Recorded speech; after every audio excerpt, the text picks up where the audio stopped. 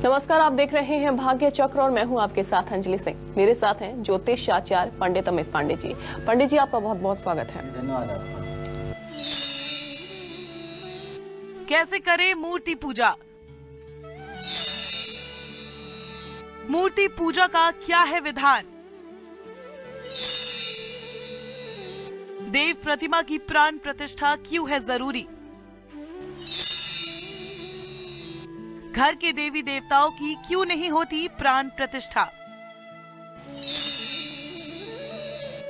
घर में गजलक्ष्मी रखना क्यों होता है शुभ? देखिए सिर्फ भाग्य चक्र में।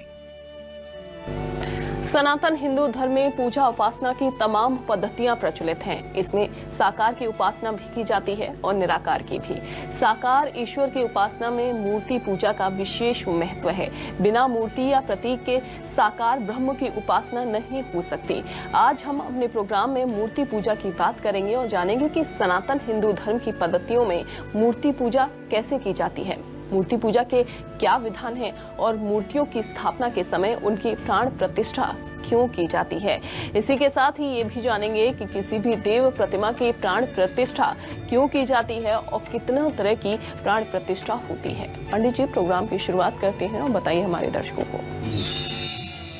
किसी भी देव प्रतिमा की प्राण प्रतिष्ठा उस मूर्ति को जागृत करने के लिए किया जाता है। इससे मूर्ति में वास्तविक रूप से प्राण तो नहीं आते, लेकिन मूर्ति जागृत हो जाती है और मूर्ति सिद्ध हो जाती है। किसी भी देव मूर्ति की घर या मंदिर में स्थापना करने से पहले उस मूर्ति की प्राण प्रतिष्ठा करना अनिवार्य होती है। जब आप देखिए एक दिवसीय कोई पूजन करते हैं या अनुष्ठान करते हैं, तो भी पूजन आरंभ करने से पहले जब आप ध्यान पूजा करते हैं, सबसे पहले जो आपने चाहे सुपारी के ऊपर चाहे प्रतिष्ठा कलश के ऊपर जब भी पूजन शुरू करते हैं, सबसे पहले प्राण प्रतिष्ठा के ही मंत्र बोले जाते हैं और अक्षत, चावल और फूल के माध्यम से प्रतिष्ठा की जाती है।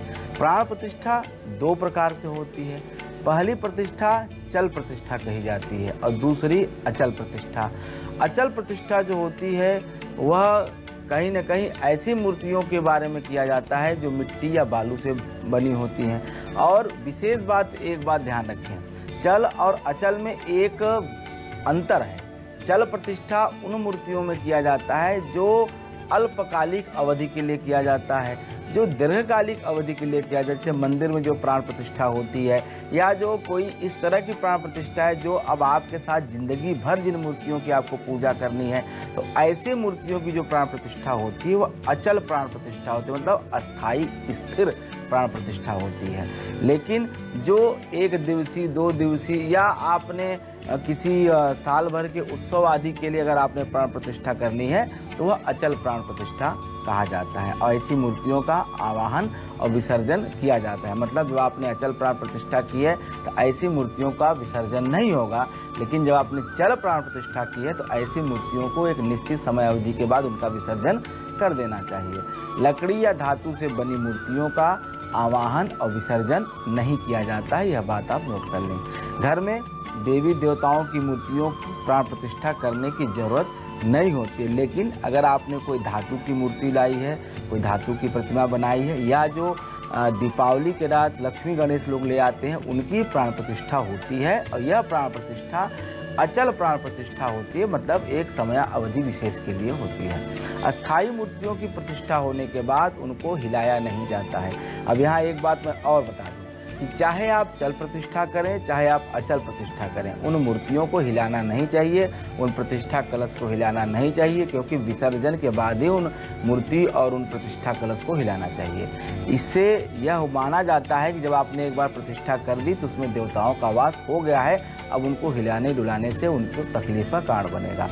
जिस मूर्ति की प्राण प्रतिष्ठा होती है उसके सामने एक बात और ध्यान रखें, कभी भी सोना और खाना नहीं चाहिए। मतलब जिस जगह पे, जिस प्रांगण में, जिस कमरे में मूर्ति की प्राण प्रतिष्ठा हुई है, अनुष्ठान इत्यादि कर्म हो रहे हैं, देव स्थापना के कार्य हो रहे हैं, उस स्थान को साफ सुथरा रखना चाहिए। वहाँ जमाई लेना, सोना, खाना पीना सब वर्जित होता है। और क्योंकि जब प्राण प्रतिष्ठा होती है मूर्तियों की तो वहाँ पे पूरे वातावरण में एक सकारात्मक ऊर्जा का संचार होता है। अब बात करते हैं कि अलग अलग धातुओं की मूर्ति की स्थापना कब करनी चाहिए, कैसे करनी चाहिए। तो तांबे की जो मूर्ति होती है उसकी स्थापना चित्रा नक्षत्र में करना चाहिए। चित्रा मंगल का नक्षत्र है, मंगल तांबा उसकी धातु है, तो मंगल से संबंधित होने के कारण से तांबे की मूर्तियों अगर स्थापना करना है तो चित्रा नक्षत्र में करना लाभकारी होता है और वह प्रतिमा आपके लिए कल्याणकारी होती है। तांबे की देव प्रतिमाओं की प्रतिष्ठा आप जब भी करें तो घर में उत्तर दिशा में करें। हालांकि तांबे की प्राण प्रतिष्ठा जो मूर्ति की जाती है वह कतिपय देवी देवताओं को किया जाता है, जैसे शिव और शिव परिवार से जुड़े हुए देवी देवताओं की तांबे की प्रतिमा की पूजा करनी चाहिए। जो वैष्णव परिवार हैं या जो महालक्ष्मी से जुड़े हुए देवी देवता या उनके कुल गोत्र के हैं, उनकी प्रतिमाओं का स्थापना पूजा नहीं करना चाहिए। हाँ, प्रतिमाओं की स्थापना करने से पहले मूर्तियों को पंचगव्य और गंगा जल से शुद्ध कर लेना चाहिए। किसी भी देवी देवता की मूर्ति पीतल धातु की अगर बनी हो तो उसे आप घर में ज्येष्ठा नक्षत्र में स्थापित करें तो बेहतर है। शेष और नक्षत्रों में कर सकते हैं, ज्येष्ठा नक्षत्र अधिक उपयुक्त है। पीतल से बनी देव प्रतिमाओं का मुख उत्तर दिशा की ओर करके रखें, इससे आपके पूजा की जो प्रक्रिया है वह जल्द स्वीकार होती है। मूर्ति सोने या चांदी की हो तो भी इसी नियम का पालन करना चाहिए। वाराह पुराण के अनुसार अगर कोई व्यक्ति लकड़ी की देव प्रतिमा घर में लाना चाहता है तो वो मूर्ति महुआ की लकड़ी की होनी चाहिए। देखिए, देवी की उपासना की परंपरा हमारे देश में आदिकाल से रही है, सृष्टि की शुरुआत से ही रही है। तो सबसे पहले धातुओं से पहले चूंकि इंसान को लकड़ी का ज्ञान था, तभी से लकड़ी की प्रतिमाएं इस पूरे धरती पे हर जगह आपको हर संस्कृति में जो मूर्तियों के बारे में आप देखेंगे तो पहली जो प्रतिमा मिलती है वो लकड़ी से बनी हुई और पत्थर से बनी हुई प्रतिमाएं विशेष रूप से प्राप्त होती हैं। मतलब प्राचीन काल से, अति प्राचीन काल से। देव प्रतिमा अगर पत्थर की है तो वो कहीं से भी टूटी फूटी या कटी नहीं होनी चाहिए। खंडित मूर्ति की पूजा नहीं करनी चाहिए। मूर्ति घर में लाते समय उस पर अक्षत के दाने डालकर उसको शुद्ध करना चाहिए। एक तरह से आसन होता है या प्रार्थना होती है, विनियोग होता है, जो कि अक्षत चावल के माध्यम से करना चाहिए। वाराह पुराण के अनुसार किसी भी धातु से बनी मूर्ति की स्थापना करने से पहले व्यक्ति को उस मूर्ति के सामने 4 पात्र जरूर रखने चाहिए। इन सभी पात्रों में पंचगव्य, अमृत, चंदन और शहद होना चाहिए। देखिए, पंचगव्य इस तरह से माना जाता है कि जब पंचगव्य पिया जाता है, प्राशन किया जाता है, पिया तो नहीं जाता है, प्राशन किया जाता है। पंचगव्य के प्राशन की बात हमारा शास्त्र करता है। पंचगव्य के प्राशन करने से दहत्वग्नि रिवेंधनम, मतलब 3 तरह की अग्नि हमारे शरीर में है या 3 तरह की पीड़ा हमारे शरीर में है। वह दैहिक हो सकती है, शारीरिक पीड़ा हो सकती है, मानसिक पीड़ा हो सकती है, और वह हमारे परिवार की या हमारे जीवन की प्रक्रिया की पीड़ा हो सकती है, लाइफस्टाइल की पीड़ा हो सकती है। तो इन तीनों की पीड़ाओं से मुक्ति प्रदान करता है उन दहत्वग्नि रिवेंधनम, तीनों अग्नि को शांत करता है पंचगव्य। इसलिए पंचगव्य के प्राशन की बात की थी। प्राशन का अर्थ होता है कि अपनी नाम की अंगुली से लगा करके अपने होष्टों को आप स्पर्श कराइए, प्राशन कहा जाता है। तो पंचगव्य बहुत पवित्र माना जाता है। जब भी देव स्थापना करें तो पंचगव्य, पंचामृत और शहद इनका प्रयोग जरूर करें। इनसे ही पूजा की शुरुआत होती है, आरंभ होता है। तो चलिए पंडित जी से जान लेते हैं कि किसी भी देव मूर्ति की स्थापना किस नक्षत्र, किस वार को करना फलदायी होता है। पंडित जी बताइए दर्शकों को। रोहिणी, तीनोत्तरा, रेवती, धनिष्ठा, अनुराधा, मृगशिरा, हस्त, पुनर्वस, अश्विनी और पुष्य नक्षत्र में भगवान श्रीहरि विष्णु की प्रतिमा को घर में स्थापित करना चाहिए। अभिजीत मुहूर्त में ब्रह्मा, कुबेर और कार्तिकेय की प्रतिमाओं का स्थापना करना शुभ माना जाता है। अनुराधा नक्षत्र में सूर्य देव की स्थापना करना अत्यंत लाभकारी होता है। रेवती नक्षत्र में भगवान गणेश और माता सरस्वती की स्थापना करने से विद्या ज्ञान की प्राप्ति होती है। हस्त और मूल नक्षत्र में माँ दुर्गा की प्रतिमा की स्थापना जरूर करनी चाहिए। यह आपके शक्ति को बढ़ाने वाला सिद्ध होगा। चैत्र माह में, फाल्गुन के महीने में, जेठ के महीने में, वैशाख के महीने में और माघ के महीने में देवी देवताओं की प्रतिमाओं की प्रतिष्ठा करने के शुभ मुहूर्त होते हैं। इन महीनों में जरूर स्थापना करनी चाहिए अगर आप कोई मूर्ति स्थापना की प्लान कर रहे हैं तो। अब रही बात तिथियों की, तो तिथियों में द्वादशी तिथि भगवान विष्णु को अत्यंत प्रिय है। चतुर्थी तिथि भगवान श्री गणेश को अति प्रिय है, क्योंकि गणेश चतुर्थी हम मनाते हैं। नवमी तिथि माता दुर्गा की प्राण प्रतिष्ठा के लिए निर्धारित की गई है। अगर हम दिवसों की बात करें, 7 वारों की बात करें, तो यह कहा गया है कि रविवार के दिन अगर देवी दुर्गा की आप प्राण प्रतिष्ठा करते हैं तो यह तेजस्विनी कहलाती है, मतलब वह आपके तेज को वृद्धि करने वाली होगी। सोमवार के दिन यही माता दुर्गा की प्राण प्रतिष्ठा करते हैं तो कल्याणकारी हो जाती हैं। मंगलवार के दिन में थोड़ा सा भेद है, कुछ शास्त्र ऐसा कहते हैं कि मंगलवार के दिन अगर प्राण प्रतिष्ठा माता दुर्गा की जाए तो अग्निदाह कारणी होती है, लेकिन चूंकि प्राण प्रतिष्ठा शनि भौमवार को किया जाता है, शनिवार और मंगलवार के दिन प्राण प्रतिष्ठा करने के ग्रंथ कहते हैं, लेकिन वह चल और अचल में आप भेद कर लें। अचल प्रतिष्ठा अगर आप कर रहे हैं, जो एक समयावधि के लिए कर रहे हैं, कोई अनुष्ठान इत्यादि कर्म कर रहे हैं, तो मंगलवार के दिन कर सकते हैं। लेकिन अगर आपको एक मंदिर बनाना है परमानेंट, सदियों तक आपकी प्राण प्रतिष्ठा अगर करनी है किसी मूर्ति को, तो मंगलवार के चैन से बचना चाहिए। बुधवार के दिन अगर आप कोई प्राण प्रतिष्ठा माता दुर्गा की मूर्ति कर रहे हैं तो वह मूर्ति धनदायिनी सिद्ध होगी। गुरुवार के दिन अगर आप कर रहे हैं तो ये बल प्रदायिनी हो जाती हैं, और शुक्रवार के दिन सर्व प्रकार के आनंद को देने वाली आनंददायिनी होती है। फिर बात आती है शनिवार की, तो शनिवार के दिन भी वही बात मैं फिर कहूँगा कि अगर आपको कुछ निश्चित समय के लिए करना है शनिवार को करिए। अगर कोई मूर्ति स्थापना परमानेंट करनी है तो न करिए, क्योंकि यह सामर्थ्य विनाशिनी हो जाती है। हमारे धर्म ग्रंथ ये कहते हैं कि जो प्रतिमा खंडित है, जो टूटी फूटी है, उसका पूजन नहीं करना चाहिए। यहाँ तक कि जो आपने घर में फ़ोटो लगा रखी है या तस्वीर लगा रखी है, अगर वह भी कट फुट गया है या शीशा उसके टूट गए हैं, तो ऐसे आप फोटो को भी, तस्वीर को भी घर से बाहर कर दें, उनकी भी पूजा आराधना नहीं करनी चाहिए। आपने श्रीयंत्र की स्थापना करी है, शिवलिंग की स्थापना करी है, चाहे पारद के चाहे किसी भी धातु के, तो अगर वह कहीं से उसमें चोट लग गया, टूट फूट हो गई, तो उसको भी आप गंगा जी में प्रवाहित कर दें, उनकी भी पूजा आराधना नहीं करनी चाहिए। हाँ, गणेश चतुर्थी गणेश जी के स्थापना के लिए चूँकि विशेष मुहूर्त माना जाता है, चाहे वह भाद्रपद की चतुर्थी हो, चाहे माघ माह की चतुर्थी हो। चतुर्थी अगर पड़ रही है, गणेश चतुर्थी के दिन अगर आप गणेश प्रतिमा ले आते हैं तो सर्वश्रेष्ठ सर्वोत्तम मुहूर्त है गणेश स्थापना के लिए। शिवरात्रि के दिन या किसी भी प्रदोष काल में शिवलिंग की स्थापना या शिव प्रतिमा की स्थापना अत्यंत शुभ है। यह अपने आप में स्वयं सिद्ध मुहूर्त माना जाता है अपने देवताओं की मूर्ति स्थापना के लिए। जैसे शिवरात्रि भगवान शिव के लिए, चतुर्थी गणेश जी के लिए, नवरात्रि के दिनों में माता दुर्गा के लिए। तो जैसे जो जिनकी तिथि, वार और महीने हैं, उन देवी देवताओं की स्थापना करने के लिए विशेष मुहूर्त की आवश्यकता नहीं होती। केवल अगर उनके दिन चल रहे हैं तो आप उनमें उन देवी देवताओं की प्रतिमा की स्थापना कर सकते हैं। नवरात्र के दिनों में खास करके अष्टमी के दिन आप माता दुर्गा की स्थापना करते हैं तो सर्वोत्तम मुहूर्त माना जाता है पूरे साल भर में। भगवान विष्णु और भगवान श्री कृष्ण की मूर्ति की अगर आप स्थापना करना चाहते हैं तो एकादशी के दिन का चयन करें, या जन्माष्टमी जो पड़ती है भाद्रपद की कृष्ण पक्ष की अष्टमी से कृष्ण जन्माष्टमी कहा जाता है, उस दिन भी आप जो है कर सकते हैं। इसके अलावा वामन द्वादशी के दिन भी भगवान श्री हरि विष्णु की स्थापना मूर्ति की जा सकती है। इसमें किसी भी मुहूर्त की आवश्यकता नहीं है, किसी भी नक्षत्र की आवश्यकता नहीं, किसी भी वार देखने की आवश्यकता नहीं पड़ती है। शिव पंचमी की अगर आप बात करें तो पंचम अवतार जो है वो काशी के कोतवाल भैरव कहे जाते हैं, और यह भैरव की मूर्ति अगर आप स्थापना करते हैं, जो मार्गशीर्ष की अष्टमी पड़ती है जिसे भैरवाष्टमी कहा जाता है, उस दिन अगर आप करते हैं तो निश्चित रूप से यह भैरव की स्थापना स्वयं में सिद्ध मानी जाएगी और किसी भी तरह के विशेष पूजा पाठ की भी आवश्यकता नहीं पड़ती है। भैरव अष्टमी के दिन अगर शिव के 5वें अवतार काल भैरव काशी कोतवाल की अगर आप स्थापना करते हैं, या 49 भैरव में किसी भैरव की अगर आप स्थापना करते हैं, मूर्ति बैठाते हैं, चाहे मंदिर में चाहे घर में, तो निश्चित रूप से आप जो है इस भैरव अष्टमी का चयन करें। इस तिथि के दिन करने से वह प्रतिमा स्वयं सिद्ध होगी और आपके द्वारा की गई समस्त पूजा अर्चना स्वीकार होगी। देवी मूर्ति की स्थापना करते समय किन बातों का ध्यान रखना आसान होता है और किस भगवान को किस रंग के आसन पर स्थापित करना चाहिए, यह हम पंडित जी से समझते हैं। पंडित जी बताइए।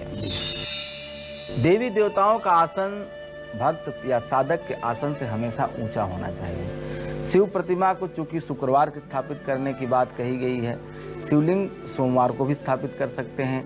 शिव की प्रतिमा को रेशमी कपड़े पर स्थापित करना चाहिए। देखिए, रेशमी से आपको मैं स्पष्ट कर दूं कि रेशम का कपड़ा तो बहुत अच्छा माना जाता है, लेकिन जो शास्त्र कहता है वह शिव का संबंध सफ़ेद रंग से है। तो जब भी आप भगवान भोलेनाथ की स्थापना कर रहे हैं, चाहे मूर्ति चाहे शिवलिंग, तो श्वेत वस्त्र का चयन करें। सफ़ेद कपड़ा भगवान शिव को अत्यंत प्रिय माना जाता है। शिवलिंग को अगर आप धातु के आसन की बात करें तो धातु के आसन पर स्थापित कर सकते हैं, या पत्थर के आसन पर स्थापित कर सकते हैं, या लकड़ी के आसन पर भी स्थापित कर सकते हैं। माँ दुर्गा के आसन की बात करें तो माँ दुर्गा का आसन लाल रंग का होता है। अगर आप प्रतिष्ठा कर रहे हैं तो लाल रंग के कपड़े का चयन करें। महालक्ष्मी को गुलाबी रंग का आसन या पीले रंग का आसन या कमल के फूल रख करके उसके ऊपर आप स्थापित कर सकते हैं। भगवान श्री विष्णु की प्रतिमा को पीले या रेशमी रंग के कपड़े के आसन पर स्थापित करना चाहिए। हनुमान जी को केसरी रंग बहुत पसंद है, लाल रंग बहुत पसंद है, और इनको अति प्रिय होने की वजह से ये रंग, जब भी आप हनुमान जी की मूर्ति की प्राण प्रतिष्ठा कर रहे हैं, आवाहन कर रहे हैं, तो हमेशा इनको लाल रंग के आसन या केसरी रंग के आसन पे रखना चाहिए। भगवान गणेश को पीला या हरा रंग बहुत प्रिय है। इनको आप हमेशा पीले या हरे रंग का आसन प्रदान करें। देवताओं के सामने प्रज्वलित दीप को भी बुझाना नहीं चाहिए। जब आप पूजा कर रहे हैं तो पूजा करने से सर्वप्रथम कोई भी कार्य जब किया जाता है तो एक दीपक जलाया जाता है। दीपक को धर्मराज की संज्ञा दी गई है। धर्मराज का मतलब होता है जो नीर छीर का विवेक करे, जो गलत और सही में भेद कर सके, वह आपका साक्षी होता है, गवाह होता है। तो एक बार जब आपने दीप प्रज्वलित कर दिए तो जब तक आपका पूजन कार्य संपूर्ण नहीं हो जाता है, आप विशेष रूप से सावधानी रखें कि दीपक बुझे नहीं, यह आपकी जिम्मेदारी है। सालग्राम का आवाहन और विसर्जन दोनों नहीं होता है। सालग्राम में स्वयं श्री हरि विष्णु का वास होता है। सालग्राम की शिला ले आइए, उसका पूजन आप शुरू कर दिए तुलसी पत्र चढ़ा करके, क्योंकि वो स्वयं भगवान श्री हरि विष्णु का स्वरूप माना जाता है। इसलिए साल शिला की जो है पूजा नहीं की जाती है, उसमें स्वयं भगवान का वास होता है। जो मूर्ति स्थापित हो उसमें आवाहन और विसर्जन दोनों नहीं किया जाता है।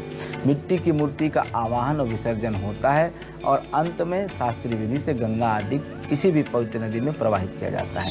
धातु की बने मूर्तियों का विसर्जन नहीं होता है।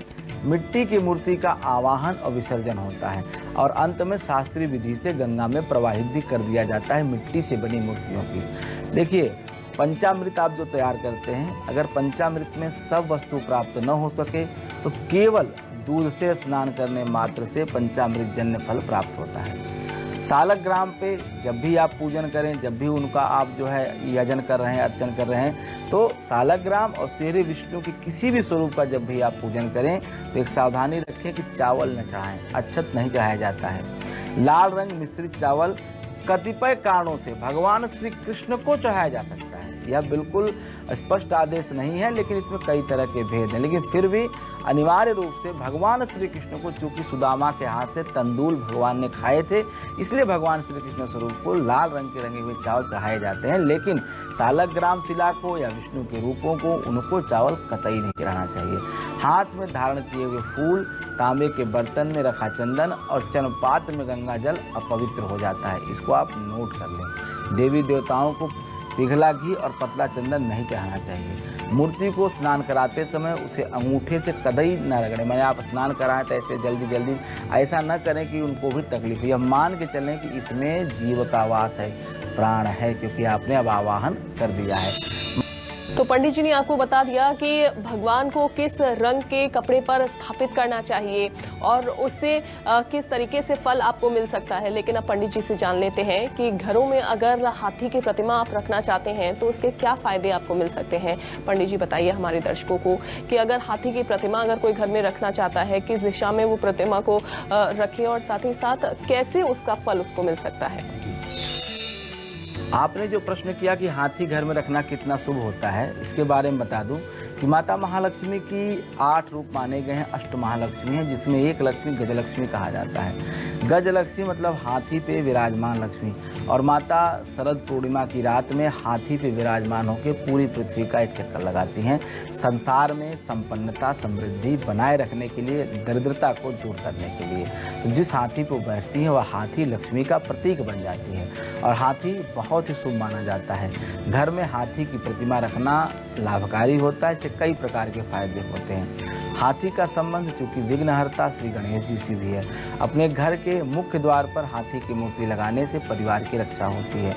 अपने बेडरूम में पीतल का हाथी रखने से, हाथी की बड़ी सी तस्वीर लगाने से पति पत्नी के बीच मतभेद भी समाप्त होते हैं। ड्राइंग रूम के पीतल का हाथी रखा जाए तो शांति और समृद्धि का कारक होता है। ड्राइंग रूम में रखा हाथी जीवन के हर क्षेत्र में सफलता दिलाता है, लेकिन याद रखें युगल हाथी रखने की बात होती है, जोड़े में हाथी रखें। हाथी ऐश्वर्य का प्रतीक है, व्यक्ति के संपन्नता का प्रतीक है। हाथी हर कोई नहीं पाल सकता, हाथी पालना एक गौरव का बात होता है, एक शक्ति की बात होती है, ऐश्वर्य की बात होती है। अपने घर में या जेब में छोटा सा चांदी का ठोस टुकड़ा रखने की बात राहु के अशुभता को दूर करने का एक उपाय कहा जाता है।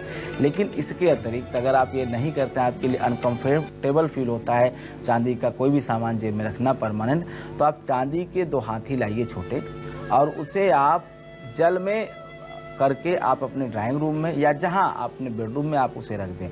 अगर आपकी जन्म कुंडली में राहु की महादशा चल रही है तो इसमें काफ़ी आराम मिलेगा। राहु की दशा के अशुभ प्रभाव को दूर करेगा और शुभ फल मिलना आरंभ हो जाएगा। हाथी घर में रखने से संतान को भी कष्ट नहीं होता है, संतान पीड़ा से भी मुक्ति मिलती है।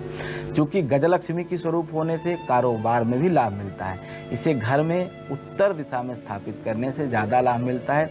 उत्तर की दिशा कुबेर की दिशा कही जाती है, इसलिए हमेशा हाथी के जोड़े को जो है उत्तर की दिशा में उसका मुख हो इस प्रकार से स्थापित करना चाहिए। जिस हाथी की तस्वीर या मूर्ति में उसकी सूंड झुकी हुई हो तो ऐसी मूर्ति घर में नहीं रखना चाहिए, यह ठीक नहीं माना जाता है। जिस हाथी की तस्वीर या मूर्ति में उसकी सूंड ऊपर उठी हुई हो उससे तरक्की होती है, वह धन और संपत्ति बढ़ाने वाली तस्वीर या मूर्ति हो सकती है। अपने बच्चों को आज्ञाकारी बनाने के लिए अपने घर में हाथी और उसके बच्चों की प्रतिमा जरूर रखनी चाहिए। देखिए, हाथी गजलक्ष्मी की स्वरूप होने के साथ साथ राहु से भी संबंध है, तो जहाँ यह आपके आर्थिक दोषों को दूर करेगा, वहीं पे यह राहु से उत्पन्न होने वाले तमाम उपद्रवों को भी शांत करेगा। ये छोटे छोटे उपाय हैं, छोटे से परिवर्तन से काफ़ी लाभ प्राप्त किया जा सकता है। अगर राहु की दशा आपकी कुंडली में चल रही है तो चांदी, एक बात विशेष हो कि चांदी की आप जो है हाथी ले आएँ, उसे जल में रख करके अपने घर में रखें तो निश्चित रूप से राहु की महादशा ठीक चलेगी। जो भी उससे उत्पन्न होने वाले दोष उपद्रव हैं उसमें शांति आएगी। और अगर आप कोई पूजा पाठ नहीं कर पा रहे हैं, कोई बड़े कार्यक्रम नहीं कर पा रहे हैं, तो ये छोटे छोटे उपाय करें, निश्चित रूप से आपको लाभ मिलेगा। तो पंडित जी ने आज के प्रोग्राम में आपको बताया कि देव प्रतिमा की स्थापना कैसे करनी चाहिए, प्राण प्रतिष्ठा अगर आप कर रहे हैं तो किन बातों का ध्यान आप रख सकते हैं। पंडित जी आपका बहुत बहुत धन्यवाद। धन्यवाद। भाग्य चक्र में आज बस इतना ही। आगे के एपिसोड में हम कुछ और विषयों पर पंडित जी से विस्तार से चर्चा करेंगे, लेकिन आज हमें इजाजत दीजिए और आप देखते रहिए न्यूज़ 24 मध्य प्रदेश छत्तीसगढ़। नमस्कार।